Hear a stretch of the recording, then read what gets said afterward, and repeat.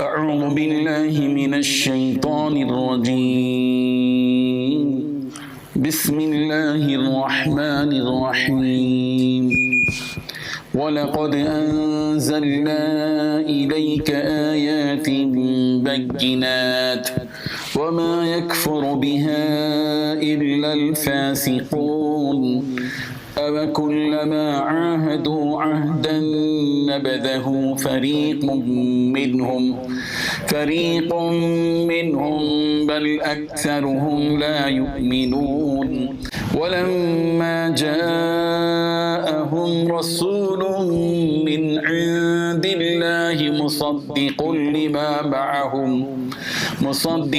لِمَا مَعَهُمْ نَبَذَ فَرِيقٌ مِّنَ الَّذِينَ أُوتُوا الْكِتَابَ كِتَابَ اللَّهِ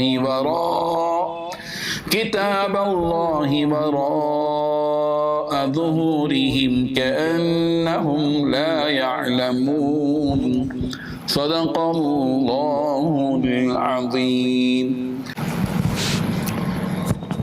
حاضرین و ناظرین، یہ سورہ بقرہ کی 3 آیتیں ہیں، 99، 100 اور 101، 99، 100 and 101۔ ان 3 آیتوں کی تلاوت کی گئی۔ آپ جانتے ہیں کہ یہودیوں کی بری خصلتوں میں سے ایک خصلت یہ تھی کہ وہ اللہ تعالیٰ سے کیے ہوئے عہد کو توڑا کرتے تھے۔ میثاق کا لفظ اس سے پہلے آیا، وَإِذْ أَخَذْنَا مِيثَاقَكُمْ وَإِذْ أَخَذْنَا مِيثَاقَكُمْ کا لفظ آیا۔ ان سے عہد و پیمان لیا جاتا تھا یہودیوں سے، مگر یہودیوں کی خصلت یہ تھی، بری خصلت یہ تھی کہ وہ اس عہد و پیمان کو توڑ دیا کرتے تھے۔ جو قول و قرار ان سے لیا جاتا تھا اس کو وہ بالکل اپنی زندگی سے پھینک دیتے تھے۔ نبی کریم حضرت محمد رسول اللہ صلی اللہ علیہ وسلم نے ان کو یاد دلایا یہودیوں کو کہ دیکھو تم نے فلاں عہد کیا لیکن تم نے عہد کو توڑ دیا۔ تو یہودیوں نے صاف انکار کر دیا کہ ہم سے کوئی عہد لیا ہی نہیں گیا۔ مالک بن سیف ایک یہودیوں کا شخص تھا شریف، اس نے صاف طور پر کہا کہ اللہ کی قسم محمد کے بارے میں ہم سے کوئی عہد نہیں لیا گیا۔ تو اس وقت میں قرآن مجید کی آیتیں نازل ہوئی، وَلَقَدْ أَنزَلْنَا إِلَيْكَ آيَاتٍ بَيِّنَاتٍ، اور ہم نے اے پیغمبر آپ کی طرف کھلی ہوئی نشانیاں نازل کی، وَمَا يَكْفُرُ بِهَا إِلَّا الْفَاسِقُونَ، اور ان نشانیوں کا انکار نہیں کرتا مگر وہی جو فاسق ہو، بدکار ہو۔ اللہ تعالیٰ پھر اس کے بعد ان یہودیوں کی اس عہد کے بارے میں فرما رہے أَوَكُلَّمَا عَاهَدُوا عَهْدًا نَبَذَهُ فَرِيقٌ مِّنْهُمْ، کہ جب بھی کوئی عہد ان سے لیا گیا یا جب بھی کوئی عہد انہوں نے کیا، نَبَذَ فَرِيقٌ مِّنْهُمْ، ان میں سے ایک گروہ نے اس عہد کو پھینک دیا، بل اکثرهم لا یؤمنون، بلکہ ان میں کے اکثر لوگ ایمان ہی نہیں رکھتے۔ جب ایمان ہی نہیں تو ایمان ہی کا پاس و لحاظ ان کے اندر نہیں تو پھر عہد و قرار کا کیا لحاظ رکھیں گے۔ وَلَمَّا جَاءَهُمْ رَسُولٌ مِّنْ عِنْدِ اللَّهِ، اور جب ان کے پاس آئے رسول انہی کے پاس سے، من عند اللہ، اللہ تبارک و تعالیٰ کی طرف سے جب ان کے پاس رسول آئے، آخری پیغمبر نبی کریم حضرت محمد رسول اللہ صلی اللہ علیہ وسلم آئے، مصدق لما معہم، ایسا نہیں کہ ان کے آتے ہی انہوں نے پچھلی کتابوں کا انکار کر دیا، اس کو جھٹلا دیا، نہیں، بلکہ مصدق لما معہم، ان کے پاس، ان اہل کتاب کے پاس جو کچھ موجود تھا، جو کتابیں موجود تھی، وہ تصدیق کرتے ہوئے آئے۔ اس کے باوجود بھی نبذ فریق من الذین اوتوا الکتاب کتاب اللہ وراء ظہورہم، تو ان اہل کتاب میں سے ایک گروہ نے اللہ کی کتاب کو پس پشت ڈال دیا، پیٹ کے پیچھے پھینک دیا، ڈال دیا، کأنہم لا یعلمون، ایسے پیٹ کے پیچھے اس کتاب کو پھینک دیا کہ گویا کہ وہ بالکل جانتے ہی نہیں کہ یہ اللہ کی طرف سے اتری ہوئی کتاب، حالانکہ وہ جانتے تھے، ان کو معلوم تھا کہ یہ آخری پیغمبر ہیں اور ان پر جو اتری ہوئی کتاب ہے وہ اللہ تبارک و تعالیٰ کی آخری کتاب ہے، لیکن اس کے باوجود اہل کتاب میں سے ایک فریق نے، ایک گروہ نے اللہ کی کتاب کو اپنی پیٹھ پیچھے ڈال دیا۔ ضرورت ہے اس بات کی کہ اس حقیقت کو سمجھا جائے کہ یہ اللہ کی کتاب ہے۔ یہودیوں نے شرارتیں کی، اپنے عہد و پیمان کو بالکل توڑ دیا۔ وہ تو پہلے عہد کرتے تھے، عہد کرتے پھر عہد کو توڑ دیتے تھے۔ یہ ان کا اپنا برانا اور بیکار اور بہت برا مشغلہ تھا جس میں وہ مبتلا تھے، جس کا وہ شکار تھے۔ ان آیتوں سے ہم سب کو اس بات کا سبق ملتا ہے کہ اللہ تعالیٰ نے جو آفاقی کتاب ہم سب کو عطا فرمائی ہے، ہم اس کو کبھی اپنی زندگی میں اپنے پیٹ پیچھے نہ ڈالیں۔ سوال یہ ہے کہ آج ہمارے سامنے اللہ کی کتاب ایک زندہ معجزے کی شکل میں موجود ہے، لیکن بدقسمتی کی بات ہے کہ ہم نے اس کو اپنی زندگی اپنے پیچھے ڈال دیا، اپنے پیٹ پیچھے ڈال دیا۔ ہمارے سامنے ٹی وی رہے گا، ہمارے سامنے موبائل رہے گا، ہمارے سامنے انٹرنیٹ رہے گا، ہمارے سامنے یوٹیوب رہے گا، ہمارے سامنے گوگل رہے گا، ہمارے سامنے ٹویٹر رہے گا، ہمارے سامنے فیس بک رہے گا، ہمارے سامنے وہ ساری چیزیں رہیں گی جو آج موجودہ ٹیکنیکل کی نئی چیزیں ہیں، ٹیکنالوجی کی نئی چیزیں ہیں۔ لیکن اللہ کی کتاب ہم اس سے بالکل بے پرواہ ہو چکے ہیں۔ اللہ ماشاءاللہ جو لوگ اللہ کی کتاب کو پڑھتے ہیں، سمجھتے ہیں، اس کی تشریح میں، اس کی تفسیر میں اپنی زندگی کھپاتے ہیں، وہ اور بات ہے، لیکن عام طبقہ مسلمانوں کا اللہ کی کتاب کو وہ اپنے پیٹ پیچھے ڈالا ہوا ہے۔ یہ بہت بڑا جرم ہے جس میں ہم مبتلا ہیں، اور اس کی نحوست یہ ہے کہ آج زندگیوں کے اندر سکون نہیں ہے، گھروں میں برکت نہیں ہے، اللہ کی رحمتوں سے محروم زندگی بسر کر رہے ہیں۔ ضرورت اس بات کی ہے کہ ہم اس جانب پہل کریں، اللہ کی کتاب کی طرف آگے بڑھیں، اس کو اپنی کتاب، اپنی اللہ تبارک و تعالیٰ کی طرف سے دی ہوئی اپنی کتاب ہے، جس کتاب کو سینے سے لگائیں اور اس کو چومیں اور اس کو پڑھیں، اس کا مطلب سمجھیں اور اس کو لوگوں تک پہنچائیں اور اس پر عمل کریں۔ یہی ہے وہ پیغام جو ہم سب کو ملتا ہے۔ اللہ تعالیٰ ہم سب کو عمل کی توفیق عطا فرمائے۔ وآخر دعوانا ان الحمدللہ۔ اعوذ باللہ من الشیطان الرجیم، بسم اللہ الرحمن الرحیم۔ واتبعوا ما تتلو الشياطين على ملك سليمان وما كفر سليمان ولكن الشياطين كفروا يعلمون الناس السحر وما أنزل على الملكين ببابل هاروت وماروت وما يعلمان من أحد حتى يقولا إنما نحن فتنة فلا تكفر فيتعلمون منهما ما يفرقون به بين المرء وزوجه وما هم بضارين به من أحد إلا بإذن الله ويتعلمون ما يضرهم ولا ينفعهم ولقد علموا لمن اشتراه ما له في الآخرة من خلاق ولبئس ما شروا به أنفسهم لو كانوا يعلمون ولو أنهم آمنوا لمثوبة من عند الله خير لو كانوا يعلمون صدق الله العظيم۔ حاضرین و ناظرین، یہ سورہ بقرہ کی 2 آیتیں ہیں، آیت نمبر 102 اور 103، 102 اور 103۔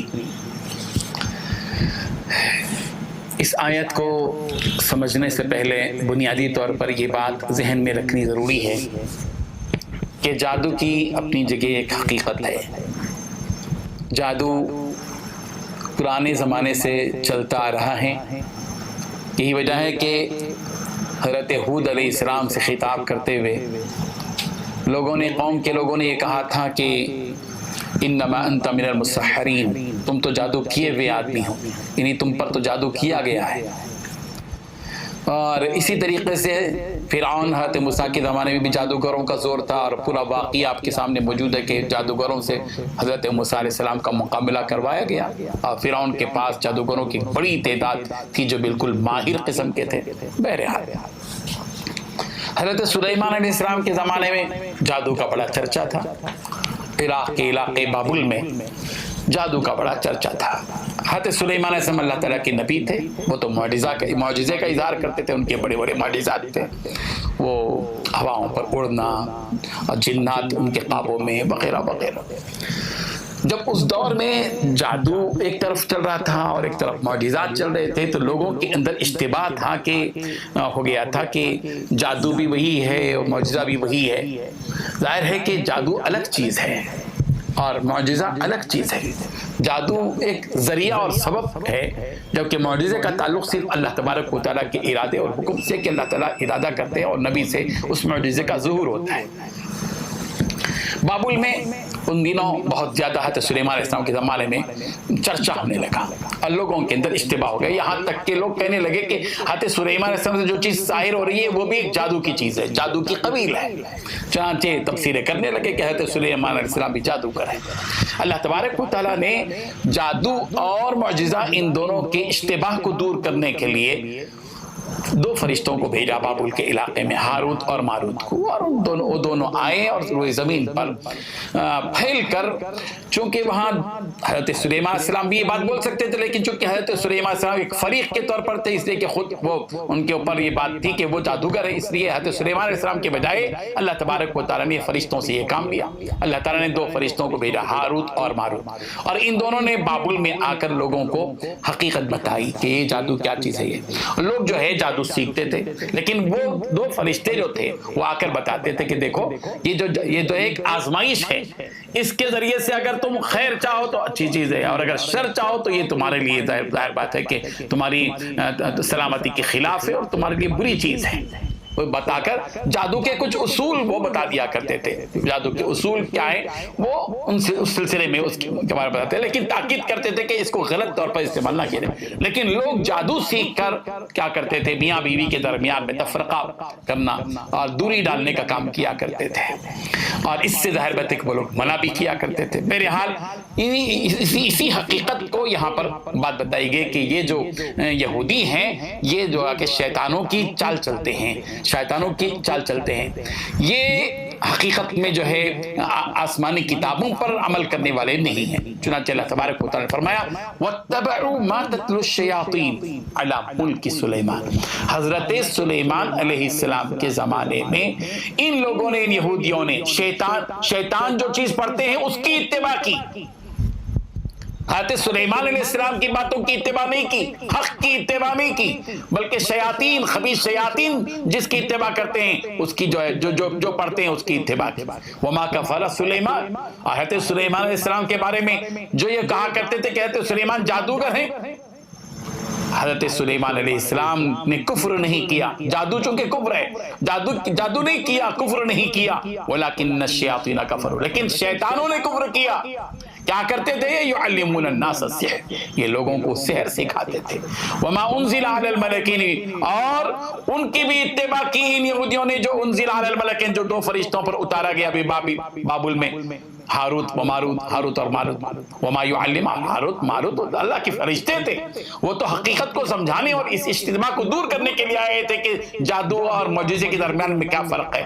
وما یعلمان من احد حتى یقولا انما نحن فتنہ، اور وہ لوگ جادو کے اصول نہیں بتلاتے تھے، اس کی تعلیم نہیں دیتے تھے، مگر یہ کہ پہلے یہ بات کہتے تھے کہ ہم تو ایک آزمائش کے طور پر نہ دیکھو، فلا تکفر، اس کے ذریعے سے تم کفر مت کرو، مگر فیتعلمون منہما، یہ شریر قسم کے لوگ ان دونوں سے، ہاروت اور ماروت سے وہ چیز سیکھتے تھے ما یفرقون بہ بین المرء وزوجہ، جو جس چیز سے وہ میاں اور بیوی کے درمیان میں تفرقہ اور نفرت ڈال دے۔ وما هم بضارین بہ من احد الا باذن اللہ، اور وہ لوگ اس جادو سے کسی کو تکلیف نہیں پہنچا سکتے سوائے اللہ کی اجازت کے، اللہ کے حکم کے۔ اور وَيَتَعَلَّمُونَ مَا يَضُرُّهُمْ وَلَا يَنفَعُهُمْ، اور یہ حقیقت ان کے ذہنوں میں رہنا چاہیے کہ جو چیزیں سیکھ رہے ہیں یہ ان کو نقصان دینے والی چیز ہے، نفع دینے والی چیز نہیں ہے۔ وَيَتَعَلَّمُونَ مَا، اور یہ وہ چیز سیکھ رہے ہیں جو يَضُرُّهُمْ، جو ان کو تکلیف دینے والی، ایذا دینے والی ہے، ولا ينفعهم، اور ان کو نفع نہیں دینے والی ہے۔ وَلَقَدْ عَلِمُوا لَمَنِ اشْتَرَاهُ مَا لَهُ فِي الْآخِرَةِ مِنْ خَلَاقٍ، وَلَقَدْ عَلِمُوا، اور وہ لوگ اس بات کو جان چکے ہیں کہ لَمَنِ اشْتَرَاهُ، جس شخص نے بھی اس چیز کو خریدا آخرت کے مقابلے میں، مَا لَهُ فِي الْآخِرَةِ مِنْ خَلَاقٍ، آخرت میں اس کا کوئی حصہ نہیں ہے، وَلَبِئْسَ مَا شَرَوْا بِهِ أَنفُسَهُمْ لَوْ كَانُوا يَعْلَمُونَ، اور انہوں نے اپنی جانوں کو بیچ کر جو چیز خریدی ہے وہ بہت ہی بری چیز ہے، کاش وہ جان لیتے۔ وَلَوْ أَنَّهُمْ آمَنُوا، اور اگر وہ لوگ ایمان لے آتے تو لَمَثُوبَةٌ مِنْ عِنْدِ اللَّهِ، تو اللہ تبارک و تعالیٰ کی طرف سے معاوضہ ان کو ملتا، بہترین معاوضہ، خیر کا معاوضہ ان کو ملتا، لو کانوا یعلمون، اگر وہ جان لیتے۔ بہرحال یہ وہ باتیں ہیں بنیادی جو جادو اور معجزے کے درمیان میں اشتباہ کو دور کرنے کے لیے اللہ تبارک و تعالیٰ نے ہاروت اور ماروت کو عراق کے علاقہ بابل میں اللہ تعالیٰ نے اتارا، اور پھر انہوں نے یہ بات ان کو حقیقت سمجھائی، اس کو صحیح استعمال کرنے والوں نے صحیح استعمال کیا، غلط استعمال کرنے والوں نے غلط استعمال کیا، جو غلط استعمال کیا ان کا انجام برا، اور جو اچھے طور پر سمجھے، حقیقت کو سمجھنے کے لیے جن کو بتایا گیا تھا وہ ظاہر بات ہے کہ ہدایت پر ہیں۔ اللہ تبارک و تعالیٰ اس حقیقت کو سمجھنے کی توفیق عطا فرمائے۔ وآخر دعوانا ان الحمد للہ رب العالمین۔ اعوذ باللہ من الشیطان الرجیم، بسم اللہ الرحمن الرحیم، یا ایہا الذین آمنوا لا تقولوا راعنا وقولوا انظرنا واسمعوا وللكافرين عذاب أليم، صدق اللہ العظیم۔ حاضرین و ناظرین، یہ سورہ بقرہ کی ایک آیت ہے جس کی تلاوت کی گئی آیت نمبر 104 104۔ یہودیوں کی شرارتیں، ظاہر بات ہے کہ اس سے ہر وہ شخص واقف ہے جو قرآن مجید کا مطالعہ کرتا ہے۔ یہودیوں کی بہت سی شرارتیں چلی آ رہی ہیں، ان میں سے ایک شرارت یہودیوں کی حضور اکرم صلی اللہ علیہ وسلم کے زمانے میں یہ تھی کہ حضور اکرم صلی اللہ علیہ وسلم کی گستاخی کیا کرتے تھے، اور گستاخی کا انداز یہ ہوتا تھا کہ جب پیارے پیغمبر صلی اللہ علیہ وسلم کی خدمت میں پہنچتے تو حضور صلی اللہ علیہ وسلم سے خطاب کرتے ہوئے کہتے تھے کہ راعینا۔ راعینا کے عربی زبان میں الگ معنی ہیں، اور یہودی جو عبرانی زبان جانتے تھے، عبرانی زبان میں اس کے الگ معنی ہیں۔ عربی زبان میں راعینا کے معنی ہیں ہماری رعایت فرمائیے، ہماری مصلحت کی رعایت فرمائیے۔ ظاہر بات ہے کہ ایک درخواست ہے اور اچھی چیز ہے، لیکن یہودی جب حضور اکرم صلی اللہ علیہ وسلم کے پاس آتے تھے تو راعینا کہہ کر مراد اپنی عبرانی زبان میں لیتے تھے، اور عبرانی زبان میں راعینا کا معنی بددعا کے ہیں، اور کبھی کبھی راعینا کھینچتے تھے ہمارا چرواہا، اور یہ کہہ کر آپس میں حضور صلی اللہ علیہ وسلم کے سامنے تو بڑے ہی بھولے انداز میں، بہت معصومانہ انداز میں راعینا کہتے تھے، تاکہ حضور یہ سمجھے کہ یہ ہمارے لیے خاص رعایت فرمائیے، ہماری مصلحت کی رعایت فرمائیے، ہماری طرف توجہ فرمائیے، یہ معنی ہو۔ اور یہ اپنی مجلسوں میں جب پہنچتے تھے تو اس کا مذاق اڑاتے تھے کہ دیکھو ہم نے کس طرح محمد کا جو ہے مذاق اڑایا، نعوذ باللہ من ذالک۔ اور یہودیوں جب لوگ رائنا کہتے تھے تو مسلمان بھی رائنا کہتے تھے، اور اچھی نیت سے کہتے تھے کہ ہماری رعایت فرمائیے، ہماری طرف توجہ فرمائیے، حضور اکرم صلی اللہ علیہ وسلم سے کہتے تھے۔ تو یہودی اندر سے بہت خوش ہوتے تھے کہ دیکھو ہم کہ حضور کے چاہنے والے بھی وہی الفاظ کہتے ہیں جو ہم وہی لفظ کہتے ہیں جو ہم کہتے ہیں۔ یہودیوں کی شرارت تھی یہ۔ دوسری اور معاملات میں بھی جیسے کہ السلام علیکم، ہیر پھیر کرنا الفاظ کا اور مذاق اڑانا، جیسے السلام علیکم کے بجائے یہودی السلام علیکم بولتے تھے۔ السلام علیکم اور السلام علیکم میں بڑا فرق ہے۔ السلام علیکم تم پر سلامتی اور السلام علیکم تم پر موت ہو۔ اس قسم کی ہیرا پھیری کا کام یہ یہودیوں کی چال بازی تھی، ان کا وتیرہ تھا، ان کی بدمعاشی تھی۔ حضرت سعد ابن معاذ رضی اللہ عنہ عبرانی زبان سے واقف تھے۔ جب یہودی آپس میں اس طرح کی باتیں کرتے، رائنا کہتے تھے، تو ان کو عربی عبرانی زبان میں اس کے بددعا کے ہونے کا علم ان کو موجود تھا، اس لیے انہوں نے یہودیوں سے کہا کہ اگر حضور صلی اللہ علیہ وسلم کی بارگاہ میں تم یہ لفظ استعمال آئندہ کرو گے تو تمہاری گردن مار دوں گا۔ تو انہوں نے کہا تو یہ لفظ تو ہم کیا تمہارے مسلمان بھی کہتے ہیں، تمہاری قوم کے لوگ بھی کہتے ہیں۔ تو اس وقت میں قرآن مجید کی یہ آیت نازل ہوئی کہ یا ایھا الذین آمنو، اے ایمان والو، لا تقولوا راعنا، تم محمد عربی صلی اللہ علیہ وسلم کی خدمت میں جب پہنچو اور تمہارا مقصود یہ ہو کہ سرکار تمہاری طرف متوجہ فرمائیں، تو رائنا کا لفظ اب استعمال مت کرو، وقولوا انظرنا، اور نبی کی خدمت میں تم جب یہ چاہو کہ نبی تمہاری طرف متوجہ ہوں اور تمہاری مصلحت کا خاص رعایت رکھے، تو نبی سے انظرنا کا لفظ استعمال کرو کہ آپ ہماری طرف دیکھیے، ہماری طرف توجہ فرمائیے، یہ لفظ استعمال کرو۔ واسمعوا، اور سنو غور سے اس بات کو کہ وَلِلْكَافِرِينَ عَذَابٌ عَلِيمٌ، کافروں کے لیے دردناک عذاب ہے۔ اور یہ معنی بھی ہے کہ واسمعوا، اطاعت کرو، جو بات ہم کہہ رہے ہیں کہ انظرنا کا جو لفظ کہہ رہے ہیں تو اس کو مانو، سنو، یعنی اس پر عمل کرو، اس کی اطاعت کرو۔ اب آئندہ سے نبی کی خدمت میں کوئی مومن و مسلمان راعنا کا لفظ استعمال نہیں کرے گا، بلکہ سرکار کی خدمت میں انظرنا کا استعمال کرے گا کہ کہیں سرکار کی دل شکنی نہ ہو، نبی کی گستاخی نہ ہو۔ وَلِلْكَافِرِينَ عَذَابٌ عَلِيمٌ، اور کافروں کے لیے، ایسے لوگوں کے لیے جو نبی کی گستاخی کرتے ہیں، دردناک عذاب ہے۔ اس آیت سے یہ معلوم ہوا کہ کسی کا بھی مذاق اڑانا، اس مذاق اڑانے کے لیے کوئی ایسا لفظ استعمال کرنا یا جملہ استعمال کرنا، شریعت نے اس سے منع کیا ہے۔ ظاہر ہے کہ جس سے دل ٹوٹتا ہو، کسی کی دل شکنی ہوتی ہو۔ ہم بھی بعض مرتبہ انجانے میں، بھولے پن میں، غفلت سے بعض مرتبہ کسی کے سامنے ایسے کہہ دیتے ہیں جس سے اس کا دل ٹوٹتا ہے، اس کا مذاق اڑانے کے مترادف ہوتا ہے۔ اس لیے یہ معاملات ہیں، یہ حقوق العباد ہے، اس میں بہت آدمی کو چوکنا، باخبر، متنبہ ہونا چاہیے کہ کہیں ایسا نہ ہو کہ ہمارے کسی لفظ کی وجہ سے بعض مرتبہ ہم کسی کے حق میں کوئی ایسا لفظ کہہ دیتے ہیں۔ منع کیا گیا ہے اس کو، کسی کا تمسخر کرنا۔ لا يسخر قوم من قوم عسى ان يكونوا خيرا منهم ولا نساء من نساء عسى ان يكن خيرا منهن، کہ کوئی مرد کسی مرد کا مذاق نہ اڑائے۔ اے ممکن ہو کہ جس کا مذاق اڑایا جا رہا ہو اللہ کے پاس تم سے بہتر ہو جو مذاق اڑا رہا ہے۔ کوئی عورت کسی عورت کا مذاق نہ اڑائے، اے ممکن ہے کہ جس عورت کا مذاق اڑایا جا رہا ہے وہ اللہ کے نزدیک زیادہ پسندیدہ ہو اس شخص کے مقابلے میں جو مذاق اڑا رہی ہے۔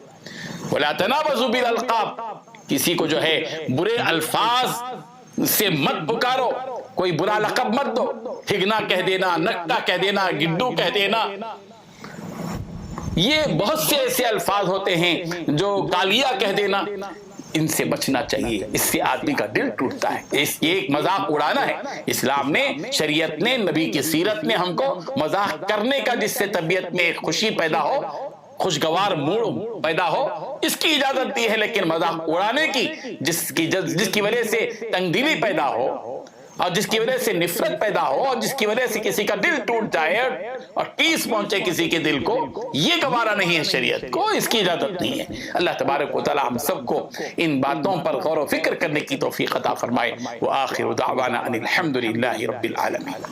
أعوذ بالله من الشيطان الرجيم. بسم الله الرحمن الرحيم. ما يود الذين كفروا من أهل الكتاب ولا المشركين أن ينزل عليكم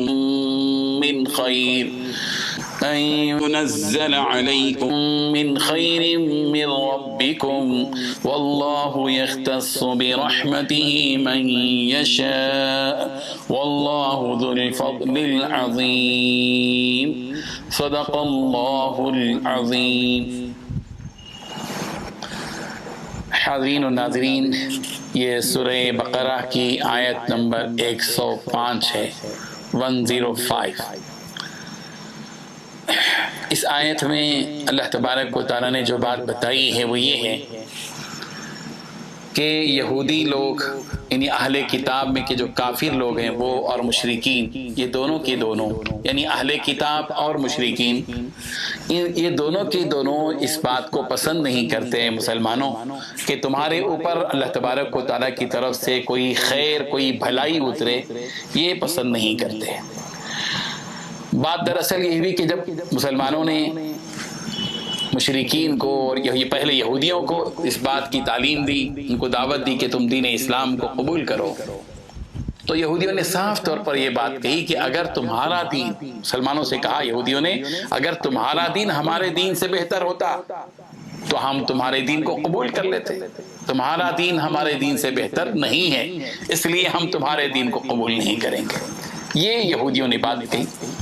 دراصل یہودیوں کو دین اسلام اس لیے پسند نہیں تھا، حضور صلی اللہ علیہ وسلم کی بعثت اس لیے ان کو ہضم نہیں ہو رہی تھی کہ ان کے ذہنوں میں یہ بات موجود تھی کہ آخری پیغمبر اتریں گے تو ان کے ذہن میں یہ تھی کہ بنی اسحاق سے، حضرت یعقوب حضرت اسحاق کے خاندان سے جو ہے کوئی آخری نبی آئیں گے، اور اللہ تبارک و تعالیٰ نے آخری پیغمبر حضرت محمد مصطفیٰ صلی اللہ علیہ وسلم کو بنی اسماعیل میں سے پیدا کیا، اسی حسد کی وجہ سے انہوں نے اس دین کو قبول کرنے سے انکار کر دیا۔ اور یہودی ہرگز یہ نہیں چاہتے تھے کہ مسلمانوں پر کوئی بھلی چیز اترے، کوئی اچھی چیز ان کو اترے، ہمیشہ حسد ان کے دل کے اندر موجود تھا۔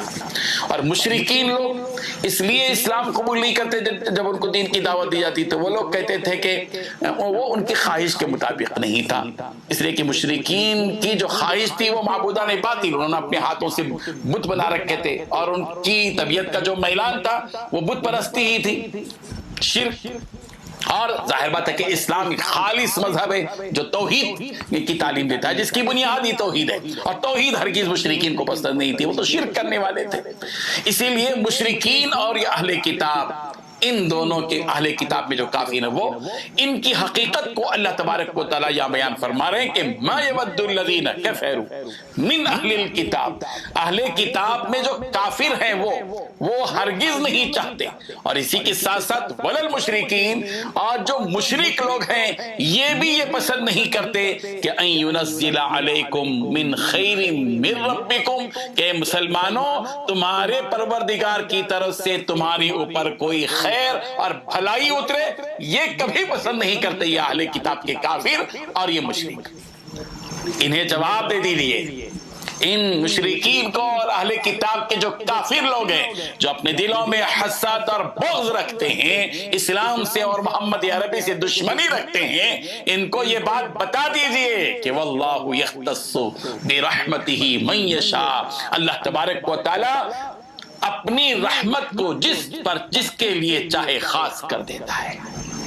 اللہ تعالیٰ اپنی رحمت کو جس کے لیے چاہے خاص کر دیتا ہے۔ اس نے اپنی رحمت کو مسلمانوں کے لیے خاص کر دیا ہے، محمد عربی کے لیے خاص کر دیا ہے، مومنوں کے لیے خاص کر دیا ہے۔ یہ محروم ہے یہودیوں کے وہ اہل کتاب کے کافر، اور یہ محروم ہے اللہ کی رحمت سے جو اپنے دل میں شرک رکھتے ہیں۔ اللہ تبارک و تعالیٰ نے ان کے لیے اپنی رحمت کو مخصوص نہیں کیا۔ واللہ ذو الفضل العظیم، اور اللہ تبارک و تعالیٰ بڑے ہی فضل والے ہیں، ان کا فضل بہت بڑا ہے، وہ فضل کرتے ہیں تو جس کو چاہے اپنی رحمت کا اس کے اوپر نازل کرتے ہیں، دین کی توفیق عطا فرماتے ہیں، توحید کا جام اس کو پلاتے ہیں، اخلاص کی دولت عطا فرماتے ہیں، تقوی کی کیفیت سے سرشار کرتے ہیں اس کے دل کو، جس کو چاہے اللہ، جس کو اللہ تبارک و تعالیٰ، جس کو اللہ سلامتی، امن، نجات، جنت، اپنی رضا، مغفرت اور اپنی رحمت اور اپنی برکت چاہتے ہیں، اللہ تبارک و تعالیٰ اس کو وہ عطا فرماتے ہیں۔ اور جو اس سے محروم رہنا چاہے، ظاہر بات ہے کہ وہ تو محروم ہی رہے گا، اس نے دنیا بھی بگاڑ لی اور اپنی آخرت بھی اس نے بگاڑ لی، وہ رسوا رہے گا۔ اس کے لیے سوائے خوف اور حزن کے، اس کے لیے سوائے نامرادی اور رسوائی کے اور کچھ ملنے والا نہیں ہے۔ اللہ تبارک و تعالیٰ ہم سب کو اپنی رحمت کے خاص ماحول میں اللہ تعالیٰ ہم کو رکھے، اور اپنی رحمت میں اللہ تعالیٰ ہم سب کو ڈھانپ لے۔ وآخر دعوانا ان الحمد للہ رب العالمین۔ اعوذ باللہ من الشیطان الرجیم، بسم اللہ الرحمن الرحیم، ما ننسخ من آیت او ننسها نأت بخیر منها او مثلها ألم تعلم أن الله على كل شيء قدير ألم تعلم أن الله له ملك السماوات والأرض وما لكم من دون الله من ولي ولا نصير صدق الله العظيم۔ حاضرین و ناظرین، یہ سورہ بقرہ کی 2 آیتیں ہیں۔ آیت نمبر 106 اور 107، 106 اور 107۔ اس آیت کے معنی اور مطلب کو سمجھنے کے لیے بنیادی طور پر چند اہم باتوں کا سمجھنا ضروری ہے۔ دیکھیے، حکومتیں چلتی ہیں، حکومتوں کا ایک نظام چلتا ہے۔ حکومت کے نظام میں بعض مرتبہ ایک قانون لاگو کر دیا جاتا ہے، احکامات نافذ کیے جاتے ہیں، مرتب کر کے اس کو لاگو کر دیا جاتا ہے۔ سال، 1.5 سال، 2 سال کے بعد پھر حکم بدل جاتا ہے، احکامات بدل جاتے ہیں، قوانین اور اصول بدل جاتے ہیں۔ یہ ایک فطری چیز ہے، حالات کے بدلنے کی وجہ سے، کیفیتوں کے بدلنے کی وجہ سے احکامات بھی بدل جاتے ہیں۔ بالکل اسی طرح قرآن مجید فرقان حمید یہ ایک ایسی کتاب ہے جو تورات کی طرح نہیں، کہ تورات ایک دفعہ ہی اتاری گئی، ایک بار کی اتار دی گئی، دفعتاً اتار دی گئی، ایک مرتبہ تورات دے دی گئی۔ قرآن مجید اس سے بالکل الگ تھلگ چیز ہے۔ قرآن مجید 23 سال کے عرصے میں نازل ہوئی، احکامات آتے گئے، ضرورت پڑی تو پھر احکامات بدلتے گئے۔ اسی کو منسوخ کہتے ہیں، منسوخ کر دینا، کسی بھی حکم کے دیے جانے کے بعد اس حکم کو منسوخ کر دینا۔ قرآن مجید میں بھی ایسے ہی بات چیزیں میں، جیسے کہ پہلے قبلہ ہمارا بیت المقدس کی طرف تھا۔ اسلام کے ابتدائی دور میں مسلمان بیت المقدس کی طرف رخ کر کے نماز پڑھتے تھے۔ نبی کریم حضرت محمد رسول اللہ صلی اللہ علیہ وسلم کی خواہش اور دل کے اندر ایک آرزو تھی کہ بیت اللہ کو قبلہ بنا دیا جائے اور بیت اللہ کی طرف رخ کر کے نماز پڑھا جائے۔ سرکار کے دل کے اندر ایک تمنا تھی، اس لیے کہ اس کی نسبت حضرت ابراہیم علیہ السلام کی طرف تھی۔ چنانچہ نماز ہی کی حالت میں حکم دے دیا گیا کہ فولی وجہک شطر المسجد الحرام، پیغمبر آپ اپنا رخ بیت الحرام کی طرف کر لیجیے۔ تو ظاہر بات ہے کہ پہلا جو حکم تھا وہ منسوخ ہو گیا۔ اسی طرح آپ جانتے ہیں کہ بیوہ کی جو عدت کی مدت ہے، ابتدائی زمانے میں حکم تھا کہ متاعن الی الحول غیر اخراج، 1 سال کی مدت تھی، لیکن بعد میں یہ حکم منسوخ کر دیا گیا۔ اور تلاوت میں وہ چیز باقی ہے، تلاوت تو ہوتی ہے اس کی، لیکن وہ حکم میں باقی نہیں رہی، وہ منسوخ ہو گئی۔ اور عملاً اب جس پر عمل کیا جائے گا وہ والذین یتوفون منکم ویذرون ازواجا یتربصن بانفسہن 4 اشہر و10۔ تو بیوہ کے لیے اس آیت میں 4 مہینے 10 دن کی عدت مقرر کی گئی، اور 1 سال کی جو حکم تھا وہ منسوخ ہو گیا۔ جب یہ احکامات منسوخ ہوئے تو اعتراضات شروع ہو گئے۔ مشرکین نے کہا، فلان نے کہا کہ بھئی یہ کیا بات ہے کہ یہ حکم آتا کیوں ہے پھر منسوخ کیوں ہوتا ہے؟ جب حکم آ گیا تو منسوخ کیوں کیا گیا؟ اس کا مطلب یہ ہے کہ یہ اللہ کی طرف سے نہیں ہے حکم، یہ تو خود اپنی طرف سے لگا لیا گیا۔ اس قسم کے الزامات اور بہت سی باتیں ہونے لگیں۔ تو اللہ تبارک و تعالیٰ نے اس کا جواب دیا ہے کہ ما ننسخ من آیت او ننسیہا نأتی بخیر منہا او مثلہا۔ جب بھی ہم ما ننسخ من آیت، کوئی آیت منسوخ کرتے ہیں، او ننسیہا یا اس کو بھلا دیتے ہیں، نأتی بخیر منہا اس سے بہتر چیز ہم لے آتے ہیں یا اس کے برابر او مثلہا۔ الم تعلم ان اللہ علی کل شیء قدیر، کیا تم یہ نہیں جانتے کہ اللہ تعالیٰ ہر چیز پر قادر ہے؟ اللہ تبارک و تعالیٰ کے اوپر کیا زبردستی ہے کہ اس کے اوپر یہ پریشر ڈالا جائے کہ جو حکم دیا جائے گا وہ ہمیشہ کے لیے ایک ہی ہوگا۔ اللہ تعالیٰ قادر مطلق مختار کل ہے۔ ہم اپنے گھر کی چیز کبھی اوپر کی چیز نیچے رکھتے ہیں، نیچے کی چیز اوپر رکھتے ہیں۔ ہم ایک چیز جو کمرے میں ڈرائنگ روم میں رکھے ہوئے تو اس کو ہال میں رکھ دیتے ہیں، پھر ہال میں رکھی ہوئی چیز کو باورچی خانے میں رکھ دیتے ہیں۔ ہم جب اپنے گھر کے اندر مالک اور مختار ہیں، اللہ تبارک و تعالیٰ زمین اور آسمان کے خالق اور مالک ہیں۔ الم تری ان اللہ لہ ملک السماوات والارض، کیا تم نہیں جانتے، نہیں دیکھتے کہ اللہ تبارک و تعالیٰ ہی کے لیے ہے آسمان اور زمین؟ اس کے اوپر کیا زبردستی ہے؟ اللہ تبارک و تعالی جب چاہے جو چاہے حکم منسوخ کر دے اور اپنا آرڈر دوسرا ڈال دے اور دوسرا کوئی حکم جاری کر دے اور نافذ کر دے. اللہ کے اوپر کون پکڑ سکتا ہے؟ اللہ کی تمام دنیا پر گرفت ہے. دنیا کا کوئی فرد خدا کو اپنی گرفت میں نہیں لا سکتا. اس کے حکم کے اندر حکم کو میں کوئی گرفت نہیں کر سکتا. یہ صاف بات اللہ تبارک و تعالی نے بتا دی. اور یہ بات یاد رکھو، وَمَا لَكُم مِّن دُونِ اللَّهِ مِن وَلِيٍّ وَلَا نَصِيرٍ. خدا کے خلاف اگر کھڑے ہو جاؤ گے، اللہ تبارک و تعالیٰ کی احکام کی خلاف ورزی کے لیے اڑ جاؤ گے، تو یاد رکھو اللہ کے علاوہ تم کو کوئی ولی اور مددگار نہیں مل سکے. اللہ تعالیٰ کی مدد پانا چاہتے ہو اور یہ چاہتے ہو کہ اللہ تعالیٰ تمہارا ولی اور دوست ہو جائے، اللہ تبارک و تعالیٰ تمہارا نصیر اور مددگار بن جائے، تو تمہیں یہ فیصلہ کرنا پڑے گا کہ اللہ تعالیٰ کے جتنے احکامات ہیں ان تمام احکامات کو تسلیم کرو، چاہے وہ حکم منسوخ شدہ ہو، چاہے وہ حکم پہلا ہو، چاہے وہ کچھ بھی ہو. اللہ تعالیٰ کا جو بھی حکم ہوگا ہمیں اس پر عمل کرنا ہوگا. جب ہی ہم اس بات کے حقدار ہوں گے کہ اللہ تبارک و تعالیٰ ہمارا ولی اور مددگار ہو، اللہ تبارک و تعالیٰ اس حقیقت کو تسلیم کرنے کی توفیق عطا فرمائے. بندے کا کام جرح کرنا نہیں ہے، بندے کا کام سمعنا و اطعنا ہے. ہم نے سن لیا اور ہم نے مان لیا. اللہ اور اللہ کے رسول کے حکموں کے سامنے ہماری اپنی دال نہیں گلائی جائے گی، ہماری اپنی مرضی نہیں تھوپی جائے گی. رب کی مرضی چلے گی اور رب کا بندہ بن کر اس دنیا میں رہنا پڑے گا. جو رب کا بندہ بن کر غلام بن کر زندگی گزارے گا، اسی کے لیے نجات، اسی کے لیے جنت، اسی کے لیے مغفرت، اسی کے لیے برکت، اسی کے لیے سلامتی، اسی کے لیے رحمت، اسی کے لیے اللہ کی رضا ملے گی. اللہ تبارک و تعالی ہمیں اس حقیقت کو سمجھنے کی توفیق عطا فرمائے. وآخر دعوانا ان الحمد للہ رب العالمین.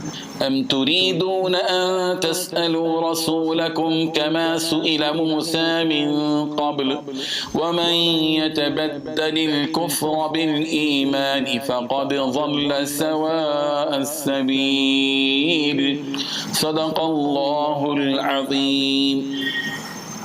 حاضرین و ناظرین، یہ سورہ بقرہ کی ایک آیت ہے، آیت نمبر 108.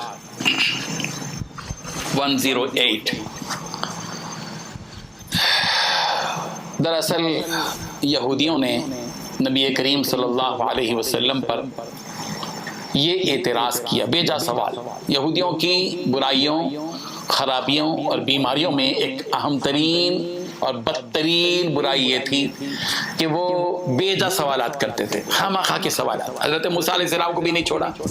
آپ جانتے ہیں پچھلی آیات میں اس سلسلے میں کافی مواد آپ کو ملا ہوگا کہ طرح طرح کے سوالات. گائے کو ذبح کرنے کا حکم دیا تو گائے کیسی ہو، رنگت کیسی ہو، کتنی عمر کی ہو، کیسی ہو، یہ ہو، جو بھی بات ہوتی، سوال کرنا، بحث کرنا، شرارت. حضور اکرم صلی اللہ علیہ وسلم کے زمانے میں مدینہ منورہ میں جو یہودی تھے، یہ حضور اکرم صلی اللہ علیہ وسلم سے بھی طرح طرح کے بیجا سوالات کرتے تھے. سوال فی نفسی بری چیز نہیں، بات نہیں ہے. اچھا سوال، مثبت سوال، مفید سوال، نفع بخش سوال، فائدہ مند سوال، بر وقت سوال، ظاہر بات ہے کہ ایک اچھی چیز ہے، کیا جا سکتا ہے، اس کی اجازت ہے. لیکن بیجا سوالات کرنا، غیر ضروری سوالات کرنا، بغیر کسی بنیاد کا سوال کرنا، ظاہر ہے کہ اس کی اجازت نہیں ہے اور اس کا کوئی فائدہ بھی نہیں ہے سوائے ایک منفی نتیجے کے، اس میں کچھ اور ملنے والا نہیں. بنی اسرائیل کا بھی یہی حال تھا. اللہ کے نبی صلی اللہ علیہ وسلم سے ایک اعتراض یہ بھی کیا کہ بھئی حضرت موسیٰ پر جو تورات اتری تھی، تورات کوہ طور گئے اور سیدھے گئے اور تورات لے کر آ گئے، کتاب لے کر آ گئے. ان کے تصور میں یہ تھا کہ قرآن مجید میں اس طرح حضور اکرم صلی اللہ علیہ وسلم پر ایک بار کی ایسے ہی جبرائیل لا کر پورا قرآن 30 پاروں کا، 114 سورتوں کا، 7 منزل والا پورا قرآن لا کر یوں ہی ہاتھ میں دے دیں گے. ایسا نہیں. قرآن مجید کی ترتیب 23 سال تک رہی، موقع بہ موقع آیات نازل ہوتی رہی. تو اہل یہ کتاب اور ان یہودیوں نے اعتراض کیا کہ یہ کتاب ایک بارگی کیوں نازل نہیں ہوئی. سوال کیا. اللہ تبارک و تعالیٰ کی طرف سے ڈانٹ پڑی. ام تريدون ان تسألوا رسولكم كما سئل موسى من قبل، کیا تم یہ چاہتے ہو، ام تريدون، کیا تم اس بات کا ارادہ رکھتے ہو، چاہتے ہو کہ ان تسألوا، کہ تم پوچھو رسولکم، اپنے رسول سے، محمد عربی سے، کما جس طریقے سے سئل پوچھا گیا موسیٰ، حضرت موسیٰ سے، من قبل اس سے پہلے، ام تريدون ان تسألوا رسولکم كما سئل موسیٰ من قبل، کیا تم یہ چاہتے ہو کہ تم اپنے رسول سے ایسے سوالات کرو جیسے اس سے پہلے حضرت موسیٰ سے سوالات کیے گئے؟ سنو، وَمَن يَتَبَدَّلِ الْكُفْرَ بِالْإِيمَانِ، جو کوئی يَتَبَدَّلِ الْكُفْرَ بِالْإِيمَانِ، ایمان کے مقابلے میں ایمان کو کفر سے بدل دے، ایمان کی روش چھوڑ کر کفر کی روش اختیار کرے، اس کا نتیجہ یہ ہوگا کہ فقد ضل سواء السبیل، وہ سیدھے راستے سے، درست راستے سے بالکل بھٹک گیا ہے۔ سیدھے راستے پر اگر قائم رہنا ہے تو ایمان پر قائم رہو، اطاعت پر قائم رہو، صاف طور پر کہہ دو کہ ہم نے مان لیا اور مان لیا، ہمارے لیے سوائے اطاعت کے اور کوئی راستہ ہے ہی نہیں، یہ ہے دین، یہ ہے اطاعت، بجائے اس کے سوالات کرنا طرح طرح کے، ایسا کیوں؟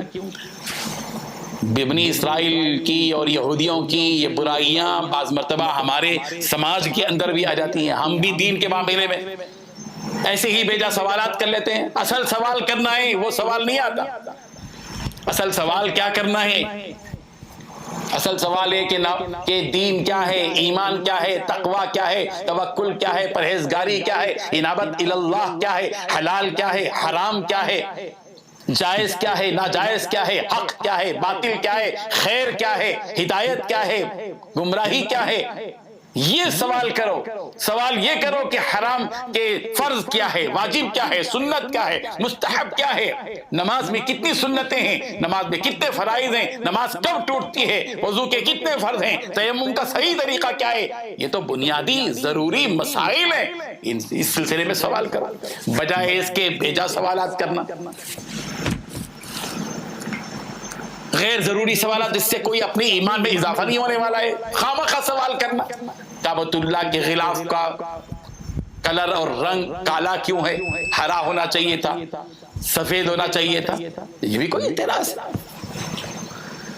مغرب کی نماز میں جہر کیوں، زور سے کیوں پڑھا جاتا ہے، مغرب اور عشاء اور فجر میں، ظہر اور عصر میں آہستہ کیوں، سر کیوں، کی ضرورت کیا ہے؟ اللہ کے نبی کے عمل کو دیکھا اور عمل کو دیکھ کر قبول کر لیا اور اس کو مان لیا اور اس پر عمل کر لیا، کافی ہے۔ ایک صاحب نے مجھ سے سوال کیا کہ فجر کی نماز میں 2 رکعت کیوں، ظہر کی نماز میں 4 رکعت کیوں؟ میں نے ان سے پوچھا آپ کے کتنے بچے ہیں؟ کہا کہ 4 بچے ہیں۔ میں نے پوچھا کہ کیا بیٹے کتنے ہیں؟ کہا 2۔ بیٹیاں کتنی ہیں؟ کہا 2۔ ایسا کیوں؟ میں نے پوچھا ایسا کیوں؟ تو کیا اس کا کوئی جواب ہے؟ جس طرح اس کا کوئی جواب نہیں، اس کا بھی کوئی جواب نہیں ہے۔ اللہ تبارک و تعالیٰ کی مرضی ہے کہ وہ اپنی عبادت کے لیے اپنے بندوں کو حکم دے۔ اس سلسلے میں موجودہ آج کل تو واٹس ایپ کا دور ہے، اور واٹس ایپ کے دور میں تو بہت سے ایسے بیجا غیر ضروری، بعض مرتبہ اسلام سے، دین سے کوئی تعلق اس کا نہیں ہے، سوالات کیے جا رہے ہیں، سوالات کرتے چلے جا رہے ہیں، اس کی کوئی ضرورت نہیں ہے، خامخواہ کے سوالات۔ وہ کون سی عورت ہے جو جس کا شوہر بھی نبی، جس کا باپ بھی نبی، جس کے بیٹے بھی نبی، جس کے فلاں بھی نبی، اب جواب جو دے گا فلاں یہ ہوگا۔ ارے غیر ضروری اتنی کوئی اہم چیز نہیں ہے، معلومات کی حد تک تو ٹھیک ہے کہ بعض چیزیں ہیں جن کو معلومات پر، ضروری تو پہلے یہ ہے کہ ہم اپنے اسلام کے جو بنیادی معلومات ہیں اس کی طرف توجہ دیں۔ آج کتنے ایسے لوگ ہیں جو غیر ضروری چیزوں پر ہوٹلوں نکڑوں پہ بیٹھے ہوئے ڈسکس کرتے ہیں اور ان کو خود دین کے بنیادی معلومات نہیں ہے، نماز کا طریقہ نہیں معلوم ہے، مسبوق ہو جائیں تو نماز مسبوق کی کیسے پڑھنی چاہیے نہیں معلوم ہے، جنازے کی نماز کا طریقہ نہیں معلوم ہے، عیدین کی نماز میں تو دوسروں کی بغلیں جھانکتے ہیں کہ کون ہاتھ کب اٹھاتا ہے کب چھوڑتا ہے، اس کا علم نہیں ہے۔ نمازوں میں وضو کب ٹوٹتا ہے، وضو کے کتنے فرائض ہیں، نماز کے فرائض کیا ہیں، اس کے مفسدات کیا ہیں، اس کا کچھ علم نہیں ہے۔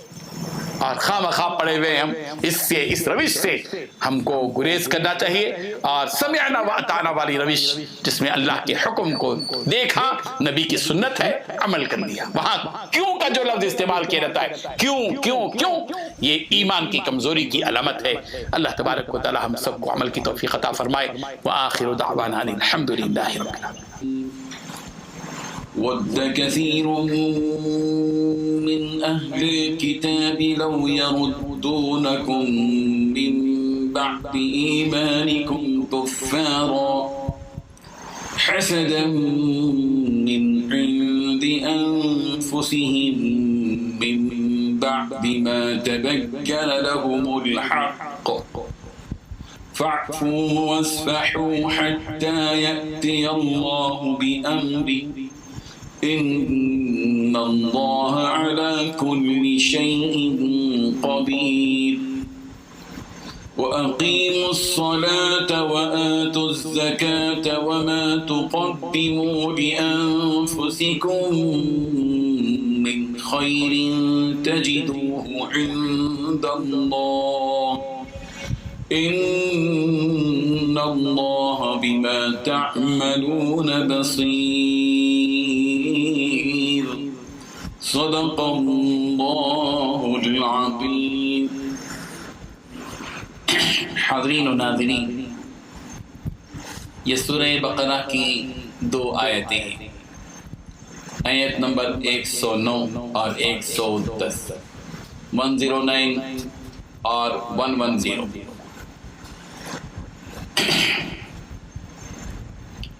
اس آیت کا شان نزول، اس کا بیک گراؤنڈ، اس کا پس منظر یہ ہے کہ دراصل مدینہ منورہ میں جو یہودی رہا کرتے تھے ان کی شرارتیں تو مشہور ہی ہیں۔ انہی شرارتوں میں سے ایک شرارت ان کی یہ بھی، ان کا حسد، دل کے اندر حسد اور بغض مسلمانوں سے ان کا اتنا تھا، اور اس طرح وہ آگے تجاوز کر چکے تھے کہ ان کی یہ خواہش ہوتی تھی اور وہ یہ چاہتے تھے کہ مسلمان اپنا دین چھوڑ کر ان کے دین کی طرف آ جائے، خود بھی ڈوبے صنم دوسروں کو بھی لے ڈوبیں گے، خود بھی ڈوبے صنم دوسروں کو بھی لے ڈوبیں گے، یہ یہودیوں کی چال۔ اور ظاہر ہے کہ اس وقت میں وہ تدبیریں بھی کرتے تھے، مسلمانوں کو بے راہ کرنے کی کوششیں کرتے تھے، اور عجیب یہ کہ دوستی اور خیر خواہی کے پیرائے میں مسلمانوں کے ساتھ ایسا برتاؤ کرتے تھے کہ گویا وہ ان کے ساتھ خیر خواہی کر رہے ہیں، ہمدردی کر رہے ہیں، اور ان کو اسلام سے پھیرنے کی کوشش کرتے تھے اس طرح خیر خواہی کے انداز میں۔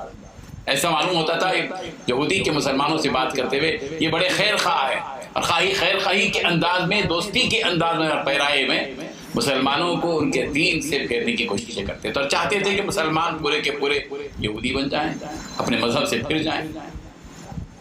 اللہ تبارک و تعالیٰ نے اس وقت میں قرآن مجید کی آیت نازل فرمائی کہ ود کثیر من اہل الکتاب، اہل کتاب کے بہت سے لوگ ودا چاہتے ہیں کہ لو یردونکم من بعدکم کفارا، کہ تمہارے ایمان کے بعد تم کو کفر کی طرف لوٹا دیں۔ یہ یہودی یہ چاہتے تھے کہ جتنے مسلمان ہیں، جو مسلمان ہو چکے ہیں، وہ کفر کی طرف لوٹ جائیں۔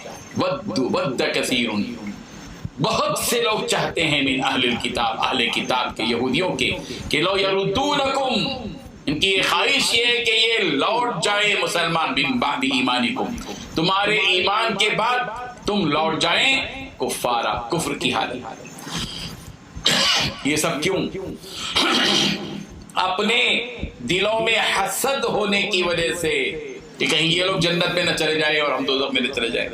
حسد من عند انفسہم، اپنے دلوں کے حسد کے باعث یہ اپنے دلوں کے اندر یہ آرزو رکھتے تھے، من بعد ما تبین لهم الحق، اس بات کے ظاہر ہو جانے کے بعد کہ یہ دین اسلام حق ہے، اس حق کے ظاہر ہونے کے باوجود ان لوگوں کی یہ شرارتیں تھیں، ان لوگوں کی یہ آرزویں تھی، یہ لوگ چاہتے تھے کہ مسلمان کفر کی طرف لوٹ کر چلے جائیں۔ ایسے موڑ میں اللہ تبارک و تعالیٰ نے مسلمانوں کو تاکید کی، اس لیے کہ ابھی آغاز تھا اسلام کا، ابھی مدینہ منورہ میں مسلمانوں ان کے پیر مضبوط نہیں ہوئے تھے، یہودیوں کی شرارتیں چل رہی تھی، مدبھیڑ کا مسئلہ تھا۔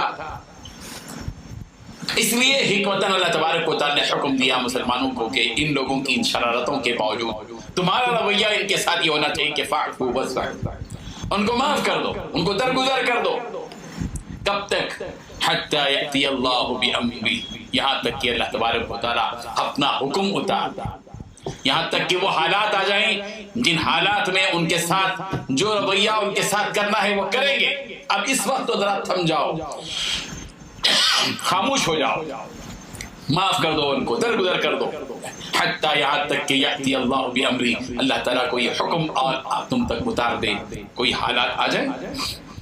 چنانچہ حالات بدلے، مسلمانوں کو اللہ تبارک و تعالیٰ نے غلبہ عطا فرمایا، اور یہودیوں کے جو 2 قبیلے تھے ان میں ایک بنی نذیر تھا، بنی نذیر کے لوگوں کو مسلمانوں نے مدینہ منورہ میں جلاوطن کیا، خیبر منتقل کیا، اور بنی قریظہ کے مرد قتل کیے گئے، رسوائی ہوئی ان کی۔ جن یہودیوں نے مسلمانوں کے بارے میں یہ سوچا تھا کہ مسلمان اپنے دین کو چھوڑ کر کفر کی طرف چلے جائیں، اللہ تبارک و تعالیٰ نے ان یہودیوں کی خباثت، ان کی شرارتوں کی سزا ان کو یہ دی کہ مدینہ منورہ میں ذلیل رسوا۔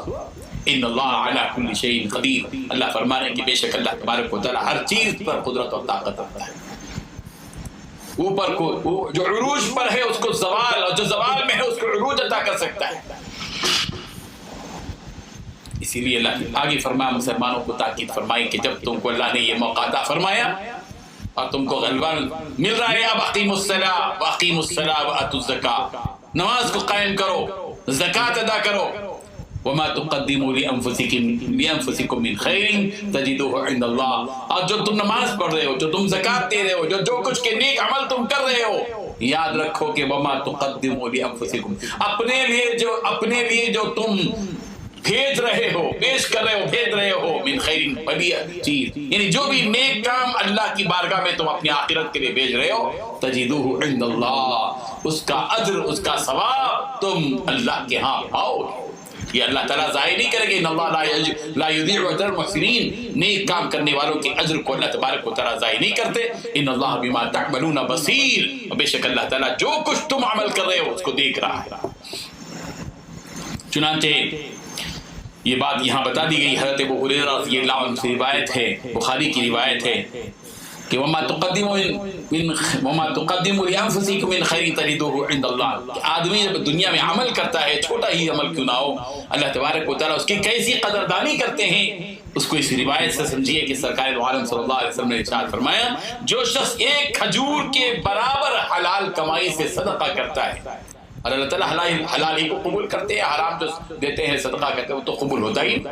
جو کوئی بندہ اللہ کی راہ میں ایک کھجور صدقہ کرتا ہے، اللہ تبارک و تعالیٰ سب سے پہلے تو اس کھجور کو قبول فرماتے ہیں، اور پھر اس کی تربیت فرماتے ہیں، اس کو بڑھاتے رہتے ہیں۔ جیسے سرکار نے مثال دی، جیسے تم گھوڑے کو کے بچے کی تربیت کرتے ہو، اس کو پالتے ہو، اس کی پرورش کرتے ہو، اور گھوڑے کا بچہ جیسے ایک زمانے کے بعد گھوڑا بن جاتا ہے، ویسے ہی ہم اس کھجور کو جو اللہ کی راہ میں دیا گیا ہم پالتے ہیں، بڑا کرتے ہیں، یہاں تک کہ وہ پہاڑ کے برابر ہو جاتا ہے۔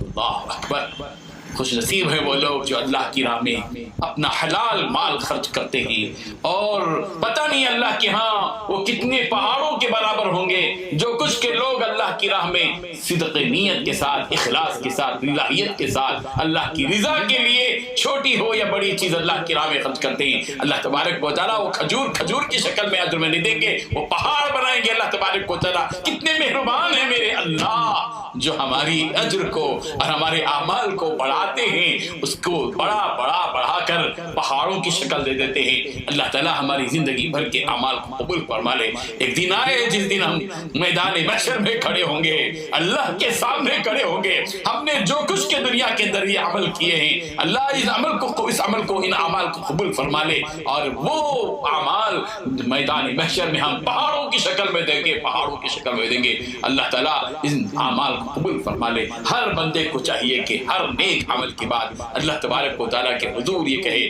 ربنا تقبل منا انک انت السمیع العلیم، اے ہمارے پروردگار ہماری طرف سے ہمارے اس عمل کو قبول فرما لے، انک انت السمیع العلیم، آپ سننے والے بھی ہیں، جاننے والے بھی ہیں، وتب علینا انک انت التواب الرحیم۔ مولا اس عمل کے دوران اگر کوئی خطا، لغزش، گناہ، کوئی غلطی ہو گئی ہو تو معاف کر دیجیے، آپ تو توبہ کو قبول کرنے والے اور رحم کرنے والے ہیں۔ اللہ تعالیٰ عمل کی توفیق عطا فرمائے۔ وآخر دعوانا الحمد للہ رب العالمین۔ قالوا لن يدخل الجنة إلا من كان هودا أو نصارى تلك أمانيهم قل هاتوا برهانكم إن كنتم صادقين بلى من أسلم وجهه لله وهو محسن فله أجره عند ربه ولا خوف عليهم ولا هم يحزنون صدق الله العظيم۔ حاضرین و ناظرین، یہ سورہ بقرہ کی 2 آیتیں ہیں جن کی تلاوت کی گئی، آیت نمبر 111 اور آیت نمبر 112۔